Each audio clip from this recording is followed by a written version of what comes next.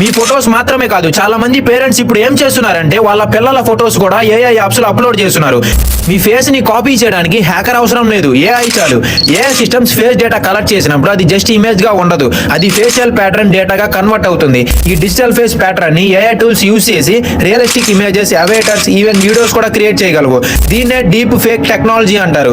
Meaning ఏంటంటే మీ face structure data set లో ఉంటే ఆ ప్యాటర్న్ ని బేస్ చేసి ఏఐ ఫేక్ విజువల్స్ జనరేట్ చేయడం థియరిటికల్లీ పాసిబుల్. సోషల్ మీడియాలో ఫేక్ అకౌంట్స్ క్రియేట్ చేయడం, ఐడెంటిటీ ఇంపర్సోనేషన్ లేదా మిస్లీడింగ్ విజువల్స్ క్రియేట్ చేయడం లాంటి మిస్యూజ్ సెనారియోస్ డిస్కస్ అవుతున్నాయి. చాలా కేసెస్ లో ఏం జరుగుతుందంటే ఒరిజినల్ పర్సన్ కి తెలియకుండా ఆ ఫేస్ ప్యాటర్న్ డిజిటల్ కంటెంట్ లో రీయూజ్ అయ్యే ఛాన్స్ ఉంటుంది.